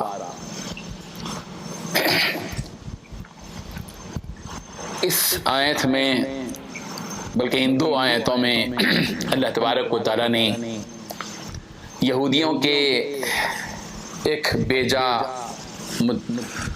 دعوے کی تردید کی ہے۔ یہودیوں کا عقیدہ یہ تھا، ان کے خیالات یہ تھے، باطل خیالات یہ تھے، وہ سمجھتے تھے کہ جنت میں صرف یہودی جائیں گے یا نصرانی جائیں گے، یہود و نصارہ کے علاوہ کسی اور کو جنت کا ویزا نہیں ملے گا، جنت کا میں جانے کا کوئی پرمیشن نہیں ملے گا، یہ ان کا خیال تھا۔ اللہ تبارک و تعالیٰ نے یہودیوں کے اس دعوے کو سب سے پہلے اس دعوے کا تذکرہ کیا ہے، پھر اس کی تردید اللہ تعالیٰ نے کس طرح کی ہے اس کو آپ سنیے۔ اللہ تبارک و تعالیٰ ارشاد فرماتے ہیں وقالوا، یہ یہود و نصارہ کہتے ہیں کہ لن يدخل الجنہ، ہرگز جنت میں کوئی بھی شخص داخل نہیں ہوگا، الا من، مگر وہی جو کان ہودن، جو یہودی ہو، او نصارہ، یا نصرانی ہو۔ یہ یہود و نصارہ یہ عقیدہ رکھتے تھے اپنے طور پر، اس کی کوئی دلیل کچھ نہیں، اپنے طور پر یہ سمجھتے تھے کہ جنت میں تو صرف یہود و نصارہ ہی داخل ہوں گے، اس کے سوا کوئی اور داخل ہو نہیں سکے گا، یہ ان کا دعویٰ تھا۔ اللہ تبارک و تعالیٰ نے جھٹکی میں ان کے اس دعوے کی تردید فرما دی، تلک امانیہم، یہ ان کی جھوٹی آرزویں ہیں، یہ ان کی دل بہلانے کی باتیں ہیں۔ تلک امانیہم کا ایک معنی تو یہ کہ ان کی جھوٹی آرزویں، حقیقت سے اس کا کوئی تعلق نہیں ہے، اور یہ دل بہلانے کی باتیں ہیں، جیسے کہ ہم بھی کہتے ہیں محاورے میں دل بہلانے کی باتیں کر رہا بھائی، چلو دل کو خوش کر لے رہا، حقیقت سے اس کا کوئی تعلق نہیں۔ تلک امانیہم، یہ ان کے دل بہلانے کی باتیں ہیں۔ قل، پیارے پیغمبر صلی اللہ علیہ وسلم، یہ یہودی جو کہتے ہیں کہ، اور یہ جو نصارہ یہ کہتے ہیں کہ جنت میں یہود اور نصارہ دونوں ہی داخل ہوں گے، تو آپ ان کو صاف بتلا دیجیے، ہاتو برہانکم، تم اپنی دلیل لے کر آؤ، ہاتو لے آؤ برہانکم، تمہاری دلیل، ان کو تم صادقین، اگر تم سچے ہو، یعنی اگر تم اپنے اس دعوے میں سچے ہو کہ جنت میں تو صرف یہود اور نصارہ دونوں ہی داخل ہوں گے، ان کے علاوہ کوئی اور داخل نہیں ہوگا، اس دعوے میں اگر تم سچے ہو تو کوئی دلیل لے کر آؤ، بغیر دلیل کے کیوں بات کرتے ہو؟ بے پیندے کی بات کیوں کرتے ہو؟ جس کی بنیاد ہی نہیں اس کی وہ بات تم کیوں کرتے ہو؟ اگر واقعی تمہارے اس دعوے پر کہ تمہارے پاس کوئی دلیل ہو تو لے آؤ، ہاتھو برہانکم، تمہاری دلیل لے آؤ۔ برہان دلیل کو کہتے ہیں، ہاتھو لے آؤ برہانکم، تمہاری دلیل ان کو تم صادقین، اگر تم سچے ہو۔ اللہ تعالیٰ نے 2 اور 2 4 کی طرح اس بات کو واضح طور پر کر دیا، دودھ کا دودھ پانی کا پانی کر دیا کہ یہودیوں کا یہ دعویٰ بالکل جھوٹا ہے۔ اللہ تعالیٰ نے اب آگے بات بتائی ہے، حقیقت جنت میں داخل ہونا، اللہ تبارک و تعالیٰ کی نعمتوں کو پانا، اصل کیا ہے؟ روح، اصل اللہ تبارک و تعالیٰ کا دستور کیا ہے؟ بلا، ہاں، من اسلم وجہہ للہ، جو شخص اپنا رخ اللہ کی طرف جھکا دے، بلا، ہاں، من جو اسلم جھکا دے، مان لے، وجہہ للہ، اپنا چہرہ جھکا دے اللہ کے لیے، وہ محسن، اور وہ مخلص بھی ہو، نیکوکار بھی ہو، تو پھر تو اس کے لیے اللہ کا فیصلہ یہ ہے کہ فَلَهُ أَجْرُهُ عِنْدَ رَبِّي، بس اس کے لیے اس کا اجر ہے اس کے رب کے پاس، فَلَهُ، بس اس کے لیے أَجْرُهُ، اس کا اجر ہے عِنْدَ رَبِّي، اس کے رب کے پاس، اور پھر وَلَا خَوْفٌ عَلَيْهِمْ وَلَا هُمْ يَحْزَنُونَ، اور ان کے لیے نہ کوئی غم رہے گا اور نہ ہی وہ کوئی مغموم رہیں گے، نہ ان کو کوئی خوف رہے اور اندیشہ رہے گا اور نہ ہی وہ مغموم ہوں گے، امن کے ساتھ ان کی زندگی ہوگی، ان کا انجام ہوگا۔ اللہ تبارک و تعالیٰ نے صاف طور پر یہ حقیقتیں بتا دی ہیں۔ ایمان اصل ہے، اس کے بعد عمل صالح ہے۔ ایمان اور عمل صالح کی بنیاد پر آدمی کا نتیجہ اس کو اپنے ہاتھ میں بہترین نتیجہ مل سکے گا، لیکن جس کے پاس نہ عمل ہے نہ عقیدہ صحیح ہے، ظاہر بات ہے کہ وہ شخص جنت کا حل نہیں ہو سکتا۔ اللہ تبارک و تعالیٰ اس حقیقت کو سمجھنے کی توفیق عطا فرمائے۔ وآخر دعوانا الحمد للہ رب العالمین۔ وقالت اليهود ليست النصارى على شيء وقالت النصارى ليست اليهود على شيء وهم يتلون الكتاب كذلك قال الذين لا يعلمون مثل قولهم فالله يحكم بينهم يوم القيامة فيما كانوا فيه يختلفون صدق اللہ العظیم۔ یہ سورہ بقرہ کی آیت نمبر 113 ہے۔ اللہ تبارک و تعالیٰ نے یہود و نصارہ کی آپسی دشمنی کو یہاں بتلایا ہے۔ ایک طرف تو یہ کہ یہود و نصارہ دونوں مل کر مسلمانوں کے مخالف تھے، اسلام سے دشمنی کرتے تھے، اور دوسری طرف طرفہ تماشا یہ ہے کہ یہود نصارہ کو باطل سمجھتے تھے، حق پر نہیں ہے سمجھتے تھے، اور نصارہ یہودیوں کے بارے میں سمجھتے تھے کہ یہ حق پر نہیں ہے۔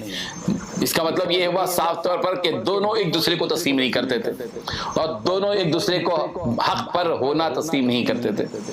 اللہ تبارک و تعالیٰ نے اسی حقیقت کو یہاں بیان فرمایا کہ وقالت الیہود لیست النصارى علی شیء، یہود کہتے ہیں کہ نصارہ کسی چیز پر نہیں ہے، حق پر نہیں ہے۔ وقالت النصارى لیست الیہود علی شیء، اور نصارہ کہتے ہیں کہ یہود حق پر نہیں ہے، کسی چیز پر نہیں ہے۔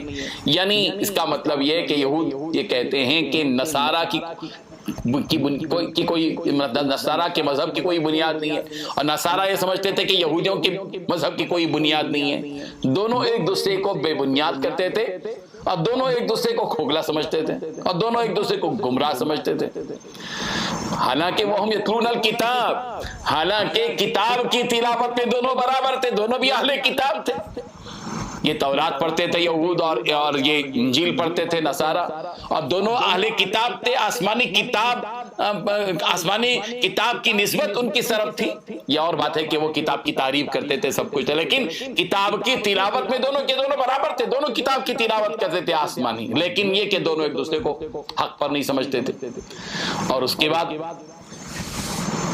نور علی نور یا ظلمت علی ظلمہ کہیے یہاں پر، کہ دیکھا دیکھی چولہا پھونکی، مشرکین کو بھی جوش آیا۔ کذالک قال الذین لا يعلمون مثل قولہم، اسی طریقے سے وہ لوگ جو جاہل تھے، کچھ جانتے ہی نہیں تھے، انہوں نے بھی انہی کی جیسی بات کر دی۔ مشرکین یہ کہنے لگے کہ نہ یہود حق پر ہے، نہ نصارہ حق پر ہے، ہم ہی حق پر ہے۔ اللہ اکبر۔ جو بت پرستی میں، جو خباثت میں، شرک کی خباثت اور گندگی میں جی رہے تھے مشرک، وہ اس بات کا دعویٰ کرنے لگے کہ حق پر تو ہمیں، نہ یہود حق پر ہے، نہ نصارہ حق پر ہے۔ دعووں پر دعوے، ہر ایک اپنے آپ کو ہی اچھا سمجھ رہا ہے اور دوسرے کو باطل، کسی کو ماننے کے لیے تیار نہیں، کسی کے مذہب کو ماننے کے لیے تیار نہیں۔ اللہ تبارک و تعالیٰ ان سب کے سامنے بات بتا رہے ہیں، اے یہودو، اے یہودیو، اے نصارہ، اے مشرکو، تم سب اس حقیقت کو جان لو کہ فاللہ یحکم بینہم یوم القیامہ، یہ روئے زمین پر جو تم فیصلے کر رہے ہو یہودیوں کہ تم نصارہ حق پر نہیں ہے، مشرکین حق پر نہیں ہے، اور جو نصارہ یہ کہہ رہے ہو کہ یہود حق پر نہیں ہے، مشرک حق پر نہیں ہے، اور یہ جو مشرکین فیصلے کر رہے ہو روئے زمین پر کہ یہود بھی حق پر نہیں، نصارہ بھی حق پر نہیں، حق پر تو ہمیں، یہ زمین فیصلے کی جگہ نہیں ہے، یہ تو امتحان کی جگہ، تو عمل کی جگہ ہے۔ اصل فیصلہ تو اللہ تعالیٰ قیامت کے دن کریں گے۔ فاللہ یحکم بینہم یوم القیامہ، بس اللہ فیصلہ کریں گے ان کے درمیان میں قیامت کے دن کہ کون حق پر ہے، کون باطل پر ہے۔ حق اور باطل کا فیصلہ تو اللہ تعالیٰ قیامت کے دن کریں گے۔ فیما کانوا فیہ یختلفون، ان امور کے بارے میں جن میں وہ آپس میں آج اختلاف کر رہے ہیں، آج کے اس دنیا کے اختلاف کا فیصلہ اللہ تبارک و تعالیٰ قیامت کے دن ان کے درمیان میں کریں گے۔ کون حق پر ہے، کون باطل پر، کون حق پر تھا، کون باطل پر تھا، کون حلال پر تھا، کون حرام پر تھا، کس کو ہدایت نصیب ہوئی تھی، کون ضلالت میں تھا، کون روشنی میں تھا، کون نور میں تھا، اور کون جہالت میں تھا اور تاریکی میں تھا، یہ اللہ تبارک و تعالیٰ کل قیامت کے دن کے درمیان میں فیصلہ کر دیں گے۔ مومنوں اور مسلمانوں کے لیے بڑی بشارت ہے، اللہ تبارک و تعالیٰ بتانا چاہتے ہیں نہ یہ یہودی جو تحریف کرتے ہیں اصل کتاب پر، نہ یہ حق پر ہیں، اور نہ وہ نصارہ جو اپنے حقیقی مذہب سے ہٹ گئے، نہ وہ حق پر ہیں، اور نہ ہی یہ مشرکین حق پر ہیں۔ حق پر تو وہ دین اسلام ہے، اور مسلمان ہیں جو دین اسلام پر قائم ہیں۔ اللہ تبارک و تعالیٰ ہم سب کو اس حقیقت کو سمجھنے کی توفیق عطا فرمائے۔ وآخر دعوانا ان الحمد للہ رب العالمین۔ ومن أظلم ممن منع مساجد الله أن يذكر فيها اسمه وسعى في خرابها أولئك ما كان لهم أن يدخلوها إلا خائفين لهم في الدنيا خزي ولهم في الآخرة عذاب عظيم صدق اللہ العظیم۔ حاضرین و ناظرین، یہ سورہ بقرہ کی آیت نمبر 114 ہے، 114۔ اس آیت کو ایک تاریخی واقعے کی روشنی میں سمجھنے کی ضرورت ہے۔ آپ اور ہم جانتے ہیں کہ نبی کریم حضرت محمد رسول اللہ صلی اللہ علیہ وسلم کو مکہ مکرمہ سے ہجرت کرنے پر مجبور کیا گیا، اور پیارے پیغمبر صلی اللہ علیہ وسلم کی نگاہ میں مکہ مکرمہ کی بڑی عظمت اور محبت تھی، لیکن مشرکین کی مخالفت کی وجہ سے آپ کو ہجرت کرنا پڑا۔ مکہ سے مدینہ منورہ سرکار رخصت ہوئے۔ مدینہ میں نبی کریم صلی اللہ علیہ وسلم نے قیام فرمایا۔ ہجرت کا 6واں سال تھا، یعنی تقریباً 6 سال ہو چکے تھے، یا 5 سال گزر کر 6واں مہینہ 6واں سال چل رہا تھا۔ ہجرت کے 6ویں سال نبی کریم حضرت محمد رسول اللہ صلی اللہ علیہ وسلم صحابہ کرام کی ایک جمعیت کو لے کر مکے کی طرف روانہ ہوئے تاکہ عمرہ ادا کر سکے۔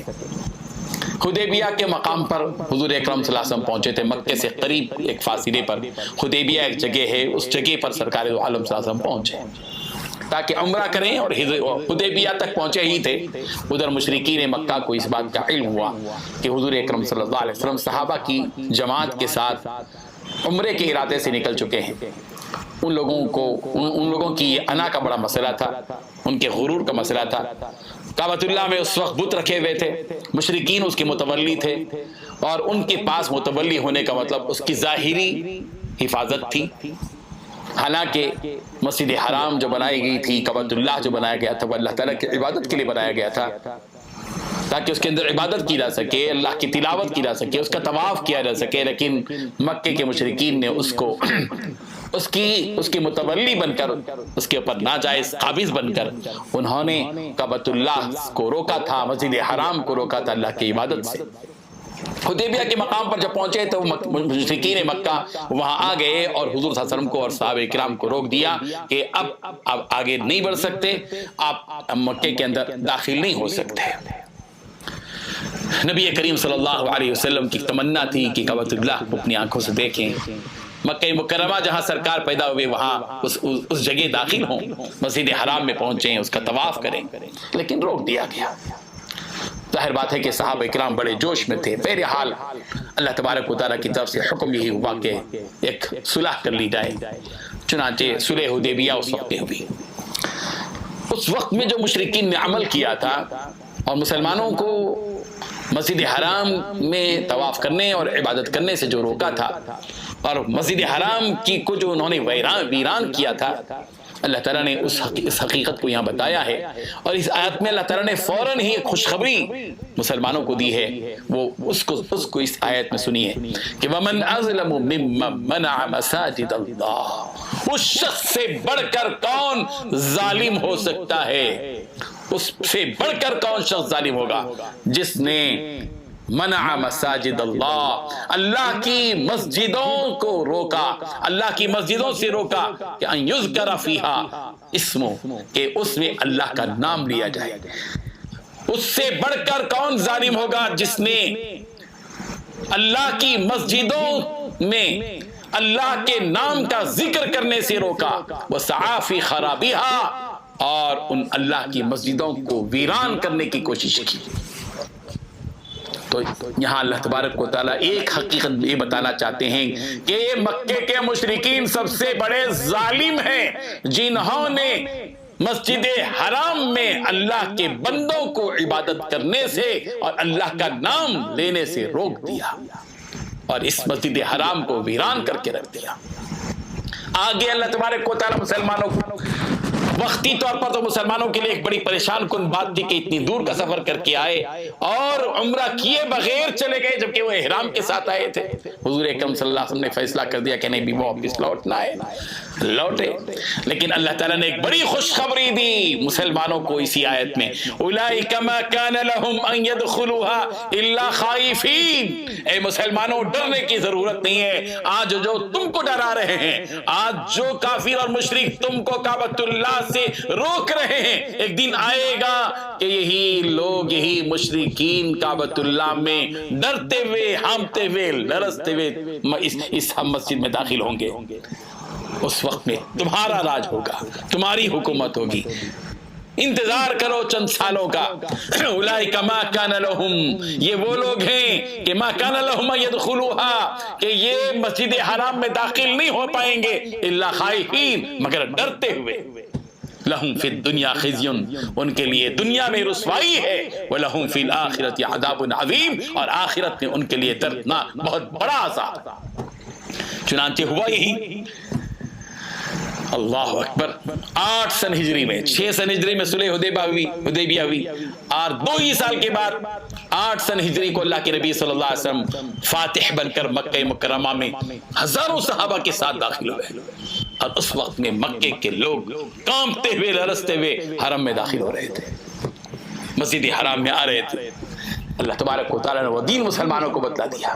تلک الایام نداولها بین الناس، یہ وہ دن ہے جو اللہ تعالیٰ پلٹتے رہتے ہیں، لوگوں کے درمیان میں الٹ پلٹ ہوتی ہے، اونچ نیچ، عروج، زوال، صحت، بیماری، ترقی، زوال، کامیابی، ناکامی، جیت، ہار، قوت، کمزوری، ان کے درمیان میں آدمی موجود ہے۔ یہ اللہ تبارک و تعالیٰ نے یہاں بتایا ہے۔ مسجد اللہ کا گھر ہوتا ہے، اور مسجدوں کو اللہ کے ذکر سے روکنا، اللہ کی عبادت سے روکنا بہت بڑا بھاری جرم ہے۔ مجھے یہاں یہ بات بھی کہنے دیجیے کہ آج کل ہمارے اس ملک کے اندر مسلک کی بنیاد پر مسجدوں سے لوگوں کو روکنے کا مزاج پیدا ہوا ہے۔ یہ بہت بھیانک چیز ہے، تشویشناک چیز ہے، مسلمانوں کے اتحاد کو پارا کرنے والی چیز ہے۔ کہ مسجدوں کو مسلکوں میں بانٹ کر رکھ دیا گیا، تقسیم کر کے رکھ دیا گیا، اور مسجدوں میں یہ اعلان آویزہ کر دیا گیا کہ فلاں مسلک کے لوگ ہماری مسجد میں آ نہیں سکتے، داخل نہیں ہو سکتے، نماز نہیں پڑھ سکتے، فلاں نہیں کر سکتے۔ یہ بڑی گمبھیر چیز ہے۔ یہ نبی کریم حضرت محمد رسول اللہ صلی اللہ علیہ وسلم کے ماننے والوں کا طریقہ نہیں ہونا چاہیے۔ مسجدوں کو مذہب کی بنیاد پر رکھیے، مسلک کی بنیاد پر بانٹنا یہ مسلمانوں کے لیے یقیناً بڑی تشویش کا بھی باعث ہے اور بڑے نقصان دہ ہے یہ چیز، اور ہمارے مستقبل کے اعتبار سے، اس ملک کے بیک گراؤنڈ کے اعتبار سے پس منظر میں دیکھا جائے تو بہت خطرناک چیز ہے، جو مسلمانوں کے مغلوب ہونے کی علامت تو ہو سکتی ہے مگر غالب ہونے کی نہیں ہو سکتی ہے۔ اس لیے ضرورت اس بات کی ہے کہ ہم مسجدوں میں کو مسلکوں میں بانٹنے سے بچیں اور یہ دیواریں ختم کریں اور توڑے منہدم کریں جو ہم نے مسلک کی بنیاد پر اپنی مسجدوں کو منقسم کر لیا ہے۔ یہ بہت بھیانک چیز ہے۔ اللہ تبارک و تعالی ہم مسلمانوں کو متحد اور متفق رہنے کی توفیق عطا فرمائے۔ وآخر دعوانا الحمد للہ رب العالمین۔